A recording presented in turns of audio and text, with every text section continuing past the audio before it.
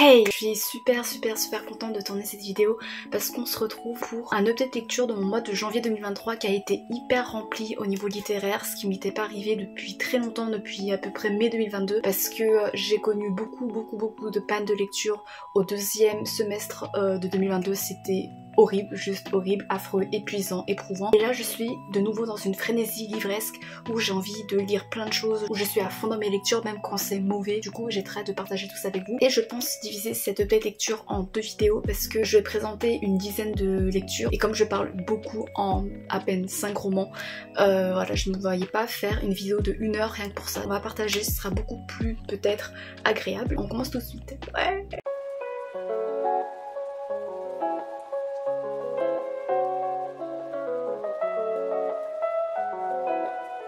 Le tome 1 de la série Daevabad, je sais pas trop comment on dit, en tout cas la cité de laiton. Alors en gros on se situe au 18e siècle dans le Caire. On suit Nari qui est notre héroïne, qui est une jeune fille qui a un don particulier pour la guérison et du coup elle l'utilise pour arnaquer, pour escroquer les gens parce que comme elle est orpheline et qu'elle a pas vraiment beaucoup de ressources financières et tout, c'est comme ça qu'elle arrive à vivre, à survivre, jusqu'au jour où pendant une de ses cérémonies de guérison elle va invoquer accidentellement un djinn, Dara, je me foutais tellement de lui que je me rappelais même plus, Dara, et par des concours de circonstances ils vont devoir fuir le Caire et Dara va l'emmener dans la cité des djinns qui est la cité de laiton, qui est Daevabad, où elle va découvrir un peu plus sur ses origines, sur son histoire propre, et elle va aussi se plonger dans des complots politiques, dans des dynamiques mais juste hyper complexes. Alors déjà on est plongé dans la mythologie orientale, ce qui était super cool parce que t'avais un foisonnement de paysages mais hyper bien construit, hyper dense, enfin, vraiment c'était hyper immersif. L'histoire va aussi se nourrir de beaucoup de complots politiques, notamment de tensions qui se mettent en place, de différentes classes ethniques, politiques, sociopolitiques. Ça rend la toile hyper dynamique, mais personnellement parfois j'avais du mal à relier qui était quoi, pourquoi eux ils se détestaient, pourquoi gna. C'est pas un défaut du roman, je pense que c'est juste mon cerveau qui est un peu bébête qui arrive pas à faire tous les liens. Quand tu y arrives, et même quand tu y arrives pas trop, tu te laisses quand même emporter. Je trouvais que c'était quand même assez fluide à lire et vraiment plaisant à lire. Puis tu vois genre le truc avec les complots politiques, avec les dynamiques, les trahisons, les plot twists et tout, franchement j'ai trop aimé. Concernant les personnages, alors Nari l'héroïne, j'avais du mal avec elle, alors je ne la détestais pas, mais je trouvais que elle était assez exaspérante, parfois elle est assez passive. Après on peut comprendre parce que voilà elle se situe dans un environnement qui lui est tout sauf familier, mais en fait elle essayait de montrer ouais je suis forte, ouais je suis indépendante, je sais me battre pour moi-même. Son évolution, ses actes ne correspondaient pas forcément avec ce qu'elle affirmait d'elle et du coup je trouvais que c'était un peu trop prétentieux de sa part, mais voilà je sens que Nari elle a un potentiel pour bien évoluer, du coup voilà je la déteste pas et j'ai hâte de voir son évolution et en même temps je la comprends aussi. T'as Dara qui est deuxième protagoniste, j'avais trop la flemme de l'aimer. En fait au début ça allait parce qu'elle avait l'air un peu grincheux, bourru, c'était marrant, mais après son évolution tourne autour de ses sentiments vers Nari et j'ai pas aimé. Il était jaloux, possessif, puéril alors que c'est un djinn de je sais pas combien de siècles et du coup il m'a exaspérée et vraiment genre il m'épuisait vraiment, j'avais pas envie de le voir. Par contre Ali qui est le troisième protagoniste, qui est le prince, un des princes de la cité des djinns. J'ai jamais rencontré, je pense, de personnages dans un roman de book boyfriend qui correspondait à mes critères de boyfriend IRL, parce qu'en vrai j'en ai pas vraiment, mais plus je découvre Ali et plus je me dis mais en fait il est parfait comme petit ami, même comme grand frère, comme ami, parce que vraiment on voit toutes ces facettes de lui dans ses relations avec les autres, je reviendrai plus tard, et je suis en mode c'est l'amour de ma vie en fait. Je tombe de plus en plus amoureuse de lui. Par exemple j'ai commencé le tome 2 et autant dans le tome 1 c'était un gros crush que j'ai eu sur lui, autant dans le tome 2 ça s'affirme de plus en plus en un amour, en mode je suis amoureuse de lui. Il est hyper rafraîchissant parce que tu vois il est un peu beaucoup trop spontané parfois, il est assez candide, puéril, un peu naïf, mais il reprend sur ses erreurs et il n'hésite pas à faire preuve d'humilité. Il est assez idéaliste, il veut que chacun de ses relations, de ses proches soit satisfait, en même temps il va se confronter à la dure réalité des choses et à devoir confronter ses propres valeurs avec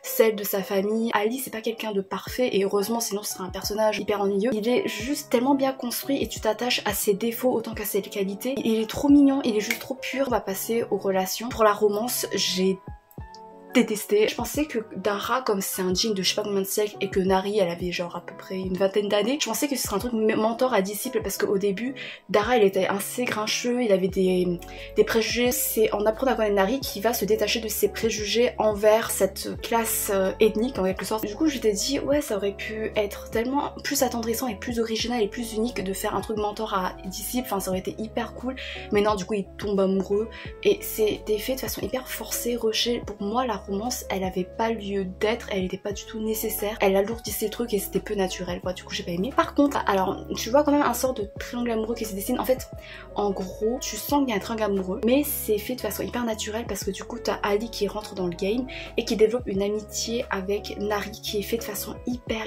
attendrissante, hyper rafraîchissante, parce que moi ce que j'ai du mal dans les Enemies, to Friends, to Lovers, c'est que au stade de Friends, même au stade de Enemies, il y a déjà l'attraction physique qui est beaucoup trop mise en avant et que je trouve assez lourd à lire. Ça laisse pas trop de doute au fait qu'ils vont devenir amants par la suite, du coup ça me lève un peu de suspense en quelque sorte, de tension, alors que là avec Ali Nari au début c'était Enemies parce que Ali justement il avait des préjugés sur Nari à cause de son background et petit à petit il apprend à la connaître, ils apprennent à se rapprocher, à développer leur connexion à travers des points communs, à travers des moments trop attendrissants, super rafraîchissants, à développer des passions communes et du coup c'était trop mignon et c'est fait de façon naturelle et c'est ça que je veux et du coup ça me laisse le temps de les shipper, de m'habituer à les voir ensemble et j'adore et je suis en mode mais Nari qu'est-ce que tu fais avec Dara alors que t'as Ali qui est juste parfait. Et d'ailleurs pour Ali j'adore ses relations parce que autant pour Dara ce qui me dérange aussi c'est qu'il est juste focalisé sur Nari, tu vois, elle a pas d'autres fortes relations, alors que Ali là il a son amitié avec Nari, il a ses relations fraternelles, paternelles aussi avec son père, c'est complexe, c'est bien nuancé,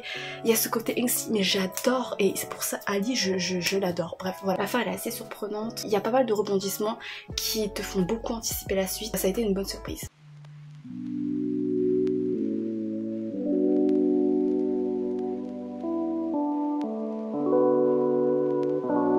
Ensuite je suis retournée dans la littérature chinoise, enfin, il était temps. J'ai lu Une vue splendide de Fang Fang. En gros, le titre Une vue splendide, ça fait référence à la vue qu'un nourrisson a de l'endroit où il est enterré, sous la cabane où vit sa famille. Du coup, la vue splendide, c'est lui qui regarde sa famille en train de vivre depuis l'endroit où il est enterré. Voilà, c'est trop cool.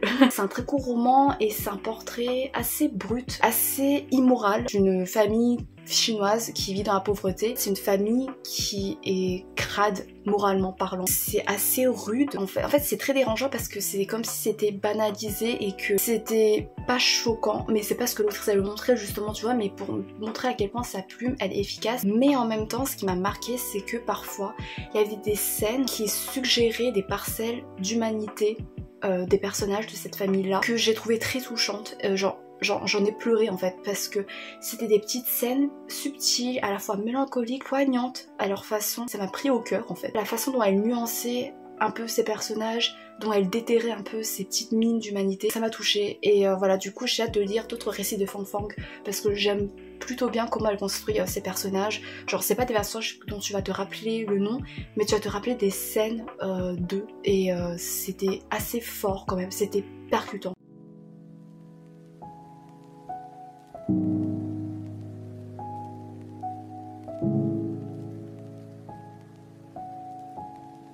Ensuite j'ai lu L'Empire de l'absurde, 10 récits de la vie des gens ordinaires je crois, de Fang Chi-tsai. En gros Fang Chi-tsai sous la révolution culturelle, alors pour ceux qui savent pas la révolution culturelle en Chine ça a été une période de 66 à 76 où Mao a organisé une purge des intellectuels. En gros la liberté intellectuelle n'existait plus sous peine de répression, d'emprisonnement, de torture, de peine de mort, tout ça. Après la révolution culturelle, Fang Chi-tsai il a posté une annonce dans un journal pour inviter des gens à témoigner de leur vécu, de leur expérience sous la révolution culturelle. Petit à petit il y a des gens qui ont témoigné, qui ont voulu partager leur expérience et qui ont contacté Fang Chi-tsai et du coup ce livre là c'est un recueil de 10 de ces histoires là. Déjà t'es confronté de façon personnelle à l'injustice qui régnait sous cette époque là parce que cette période là a instauré un climat de terreur, de méfiance, de suspicion qui invitait à trahir les uns les autres même si c'était des innocents qui étaient concernés. Il y avait des témoignages de gens qui ont été victimes de ça, qui ont subi les pires tortures, enfin c'est horrible, qui ont vu leur vie se faire détruire de différentes façons. Aussi des gens comment ils ont vécu l'embrigadement idéologique, enfin vraiment c'était hyper intéressant à voir et comment ils ont pris du recul par rapport à ces souvenirs-là. Par exemple, il y avait des récits qui étaient imprégnés de honte, d'incompréhension, il y avait ces sentiments-là, mais aussi de manque d'émotion parce qu'ils ont senti que cette période-là leur a arraché un bout de leur humanité, de leur capacité à compatir, à sociabiliser avec les autres, tellement ce climat de terreur, ça a vraiment déchirer les liens sociaux, la solidarité, ces valeurs-là. Du coup, c'était hyper poignant à lire et c'est effroyable en fait de se dire que ça s'est vraiment passé. Et tu peux qu'en être admiratif du travail de Fanticide d'avoir recueilli ces témoignages-là. Après, comme il a dit, ça aurait été hyper intéressant d'avoir des témoignages de gens qui ont participé à la révolution culturelle, mais en tant que bourreaux, du coup, qui ont exécuté par exemple des gens sur la place publique, pour voir comment ils ont vécu ça avec du recul, quels sont leurs ressentis maintenant. Mais bon, après apparemment, il n'a pas pu recueillir ce genre de témoignages et j'imagine que les gens qui ont participé comme ça ils s'assument plus trop maintenant. Je vous invite à le lire si vous voulez découvrir un peu de façon personnelle cette période là qui a été effroyable mais que j'adore, dont j'adore lire les écrits, voir comment l'auteur rend hommage à la souffrance, au vécu de ces gens, parce que c'est hyper bien fait, parce qu'il a une plume qui narre et en même temps qui reflète la sincérité, l'authenticité des récits.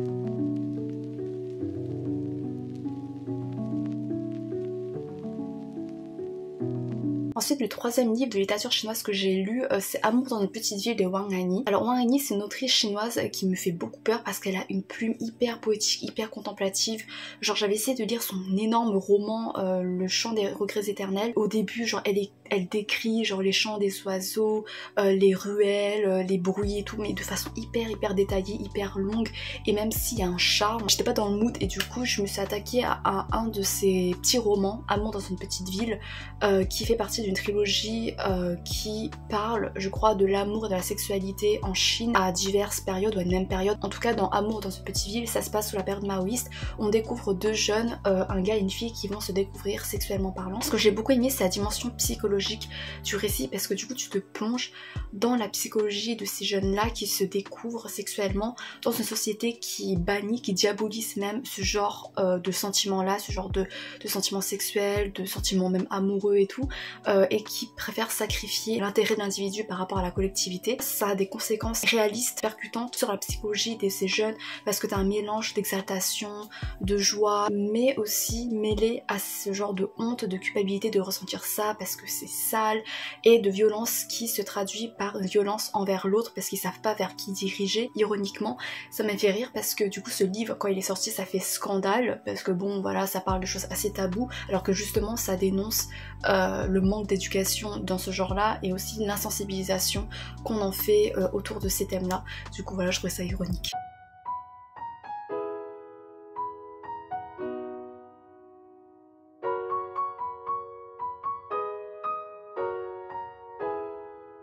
Ensuite, j'ai lu Galante de V.E. Schwab. Alors, j'ai un problème avec V.E. Schwab, c'est que je n'accroche pas à sa plume. J'ai essayé de lire Dark Shades of Magic il y a longtemps et j'ai abandonné parce que j'accrochais pas. J'avais lu Cassidy Blake que j'ai bien aimé, enfin ça se dévore, mais j'ai un problème sur sa plume, il y a un truc qui coince. Et j'ai lu Galante parce qu'on m'avait dit, enfin on m'avait pas dit moi personnellement, mais j'avais lu qu'il y avait une héroïne qui cherchait sa place, qui cherchait une famille qui l'accepterait, et aussi qu'il n'y avait pas de romance. Du coup ça m'a grave intéressée et du coup je l'ai lu et j'ai bien fait. On suit une héroïne, je sais plus son nom, qui est dans un orphelinat parce que bah voilà, elle est orpheline, et qui tient seulement comme relique familiale un journal de sa mère. Et dans ce journal là il y a des dessins, il y a des mots qui sont assez nébuleux. Elle sait pas trop ce qui se passait dans l'esprit de sa mère pour raconter tout ce genre de choses, pour dessiner ça. Et un jour elle reçoit une lettre de la part de son oncle qui l'invite à le rejoindre dans son manoir à Galante. Et du coup elle le rejoint et là-bas elle rencontre deux domestiques et un cousin, mais il n'y a pas d'oncle. Et elle apprend que la lettre ça n'a pas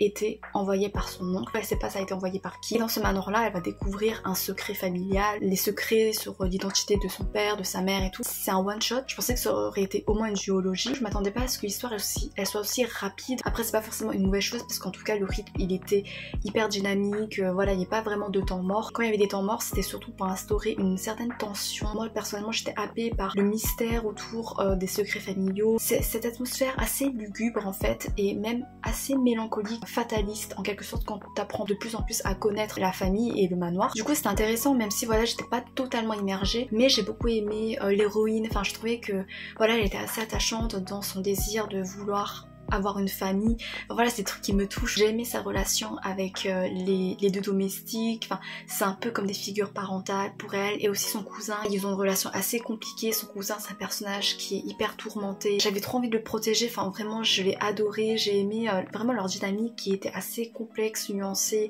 avec des moments de tendresse subtile. Enfin, ça m'a touchée, c'était mes points faibles. La fin, les dernières pages, ça m'a tenue en haleine, vraiment. J'étais en mode mais comment ça va se terminer, parce que je suis en mode ok, j'ai compris que là c'était un one shot, du coup à la fin tout peut se passer. Genre tu peux pas te dire ah oui du coup lui c'est l'un des héros, il peut pas mourir maintenant ni rien parce qu'il y a un tome 2. Non.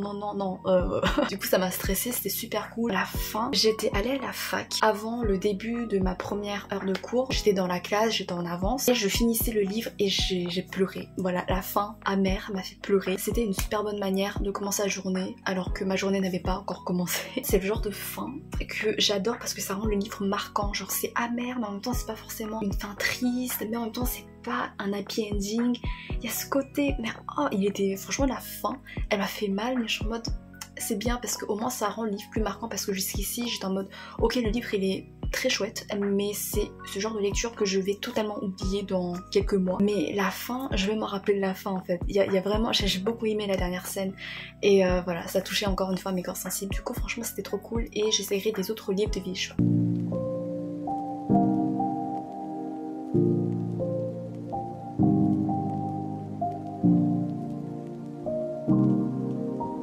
Et enfin on finit sur une déception. En vrai c'est pas vraiment une déception parce que j'ai quand même passé un bon moment, mais la fin elle m'a...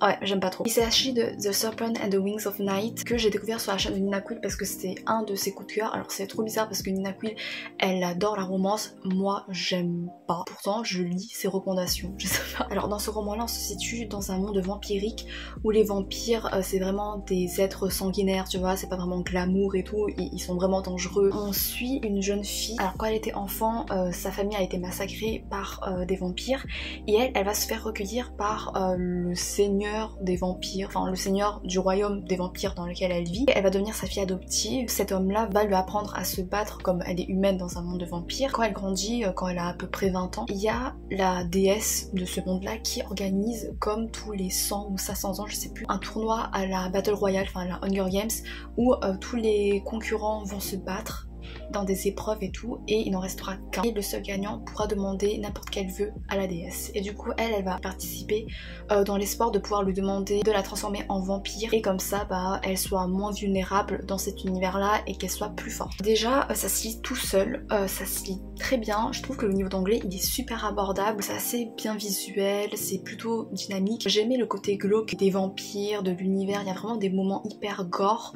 qui te mettent mal à l'aise. C'est poisseux, tu vois, genre c'est poisseux de sang, de violence, d'immoralité. Franchement c'est trop cool. Ah oui, la relation paternelle avec du coup le seigneur des vampires et l'héroïne humaine, j'ai trop aimé parce que c'était complexe. Le seigneur des vampires c'est un mec qui craint de tout, ce qui est hyper violent, qui est meurtrier, tu vois, c'est pas un gars qui corresponde aux standards de moralité.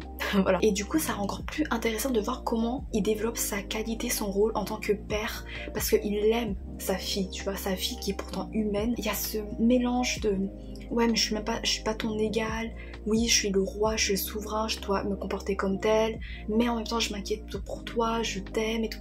Et en fait il y avait ce côté maladroit en mode aussi ils ont du mal à exprimer vraiment leurs sentiments verbalement, mais ils le font de façon physique, à travers des petits gestes, et c'est le genre de relations qui me font trop fondre en fait. Du coup j'ai beaucoup aimé, c'était vraiment le gros point fort pour moi de ce roman là. Enfin tu vois, toute cette nuance, toute cette complexité entre eux, c'était vraiment très cool. La romance, objectivement c'est bien développé parce que tu vois les deux personnages qui sont d'abord des ennemis, qui apprennent à coopérer, qui apprennent voilà à développer une certaine connexion pour la survie durant cette grosse compétition. Ils développent leur connexion et leur alchimie de façon que j'ai trouvé pertinente parce que c'était à travers des moments touchants, des moments légers, des moments parfois angsty, objectivement, voilà. C'était quand même bien fait, l'autrice elle prenait bien son temps, et du coup objectivement je pense que si vous aimez bien la romance, vous allez vraiment aimer cette romance là. Moi j'ai passé un bon moment, tu vois, j'ai passé un bon moment avec les personnages, j'ai bien aimé leur dynamique, même si ça m'a pas procuré des sentiments juste dinguissimes. La fin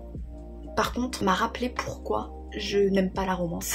Alors évidemment je vais pas spoiler, mais la fin, encore une fois objectivement, elle annonce beaucoup de surprises. Vraiment, il y a plein de rebondissements, ça te tient plutôt en haleine, ça promet pour la suite au niveau de la romance. Mais moi, alors quand c'est la relation principale, ça éclipse tellement toutes les autres relations que je trouve tellement importantes, et c'est ça qui me saoule avec la romance, c'est que ça met toutes les autres relations au plan secondaire, comme si c'était moins intéressant à développer, comme s'il y avait moins de potentiel pour bouleverser les lecteurs, alors que moi justement tu vois, la relation familiale c'est ce qui me bouleversait le plus. Par exemple, t'as des relations amicales qui disparaissent parce que voilà, c'est pas important, les relations familiales qui sont pétées aussi et qui servent juste à la romance, au développement des deux personnages. Et il y a même un développement de personnages secondaires que tu tissais pendant tout le long et à la fin complètement gâché pour mettre en avant un certain aspect de l'héroïne. Comme c'est le personnage secondaire, il pouvait pas exister en tant que lui-même. En fait, il y avait tellement de potentiel, c'était mon personnage préféré et on se débarrasse de lui de façon mais tellement crado, c'est inutile, voilà, inutile, juste pour mettre en avant l'héroïne ou je sais pas quoi. Et c'était trop nul, en mode l'autrice elle savait pas quoi foutre avec ce personnage, et en mode ah merde, j'ai oublié ce que je voulais faire avec lui, bon bah voilà, dégage. Pareil pour les autres relations, enfin comment elles finissent ou quoi, il y a des relations c'est juste pour servir, pour nourrir la richesse de la relation romantique, et moi j'aime pas, j'ai l'impression que ça bâcle les autres trucs en arrière-plan parce que ça met en avant juste les deux personnages qui sont dans le couple, parce que c'est le plus important. Après je sais, voilà, c'est une romantécie, il y a de la romance évidemment qui sera au centre de l'histoire, mais de là à bâcler, à négliger autant les autres relations, les autres personnages, ça me saoule, ça me saoule. Bon, non, même si c'est la romance, même si la romance c'est l'élément principal avec la fantaisie dans ce roman-là, je pardonne pas. Du coup, j'ai pas aimé. Voilà la fin de la première partie de mon update lecture de janvier. J'espère que ça vous a plu, j'espère que vous avez découvert quelques nouveaux titres, notamment au niveau de la littérature chinoise. N'hésitez pas non plus à me partager vos recommandations. Merci d'avoir regardé jusqu'à la fin. Et j'espère que je vais vous retrouver dans la deuxième partie de l'update lecture de janvier, parce qu'il y a de bonnes lectures, de très bonnes lectures. Du coup j'ai hâte, à bientôt ou à tout à l'heure, je sais pas, j'espère. Salut!